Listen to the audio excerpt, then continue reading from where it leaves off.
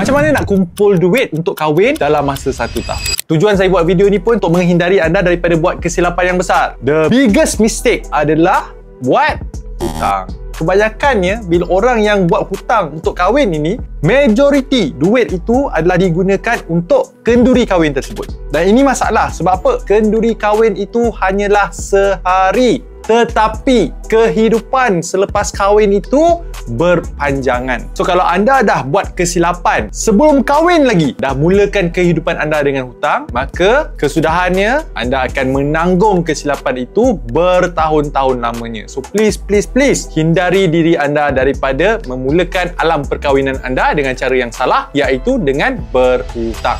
Tips yang pertama, wajib set a realistic goal terlebih dahulu. Goal ni untuk kahwin ni basically apa? Berapa banyak duit yang anda nak spend untuk majlis perkahwinan anda? It can range from like as high as 100,000, 200,000, 300,000. Yelah, FOMO, tengok artis-artis kahwin, mahal ligai, kelamin yang sangat-sangat gah, ada yang terapung kat atas air, yang terbang tak tahulah kan. Terikut-ikut dengan artis-artis ataupun influencer dekat social media. Alhamdulillah, masa saya kahwin, masih lagi belajar ketika itu, kos saya semua termasuk cincin, hantaran dan sebagainya hanyalah tak sampai RM5,000 sahaja.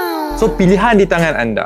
Nasihat saya, janganlah kahwin dengan kos yang begitu banyak. Melainkan mak ayah nak sponsor, tak ada masalah. Terimalah kan, mak ayah nak sponsor kan. Saya akan bayar hall, saya akan bayar everything else. Itu best lah, rezeki anda masing-masing. Tapi ini kebanyakan kahwin guna duit sendiri. Macam saya sendiri, memang saya kahwin guna duit sendiri. Rule of thumb lah, kalau nak kahwin ini, janganlah spend more than 1 tahun gaji anda. Let's say gaji anda baru like RM3,000. Okay, RM3,000 kali dengan 12 berapa? RM36,000. So kalau nak spend untuk kahwin pun, janganlah lebih RM36,000. Bagi saya lebih daripada RM36,000 ni, nak recovernya memang sangat-sangat susah. Itu yang pertama. Set a realistic goal. Tips yang kedua, set a realistic plan. Anda nak kahwin setahun ni, possible tak untuk anda bina simpanan untuk hit RM36,000 dalam masa 1 tahun? And dekat set realistic plan ini, saya pecahkan kepada 3 poin. Poin yang pertama, apakah cara anda untuk tambahkan pendapatan? Kalau anda nak mengharapkan dengan gaji anda, gaji RM3,000,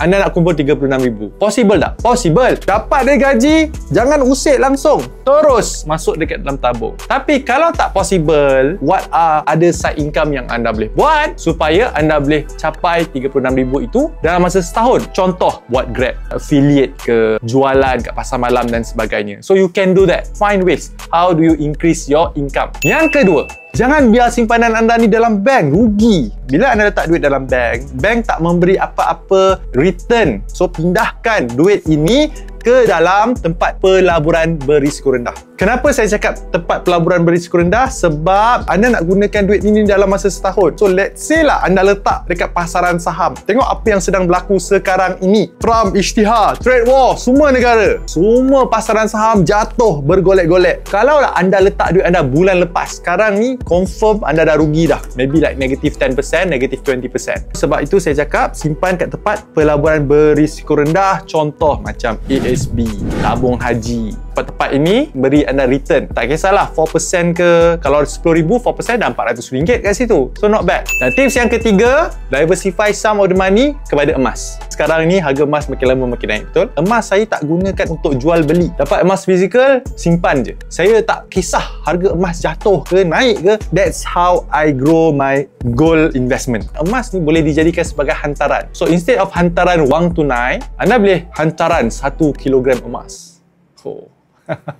So anda tak perlu pun nak tebus, nak jual balik emas tu dapat RM1 dan sebagainya, right? So it can be. So dia macam sambil menyelam minum air. Let's say lah harga emas jatuh pun, at least anda boleh bagi emas lah. Betul tak? Sebab emas ni boleh digunakan pakai sebagai mas kahwin dan sebagainya. Jangan letak semua. Sebab harga emas pun boleh naik dan turun ikut pasaran. Poin yang ketiga adalah ambil tindakan. Anda dah tahu, anda dah belajar, anda pun dah buat kira-kira, anda pun dah ada realistic goal, anda pun dah come up with a plan, cara nak tambahkan pendapatan sampingan. Bila buat side hustle tu, terus simpan. Jangan belanjakan duit tu. Duit ini terus masuk dekat dalam tabung untuk kahwin ni. Dah ada plan, ambil tindakan. So take one step at a time. Bila dah ada goal, dah ada plan, list down 1, 2, 3, 4, 5, 6 apakah tindakan yang anda kena buat. Contohnya, mungkin anda kena belajar macam mana nak urus kewangan dengan betul, ataupun tengok video-video saya dekat dalam YouTube channel, ataupun nak belajar cara untuk tambahkan side income. Side income sekarang ni ada banyak cara, contohnya freelance, affiliate marketing, digital product. There's so many ways. In fact, saya sendiri pun ada mengajar orang macam mana nak create your own digital product, namanya Grow Digital Income. So how do you create your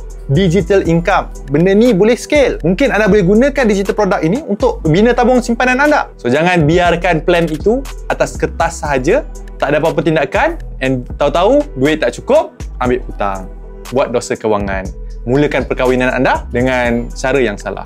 Ingat kenduri kahwin hanyalah sehari. Kehidupan lepas kahwin berpanjangan. Pastikan anda mulakan alam perkahwinan anda dengan cara yang betul. I see you in the next video.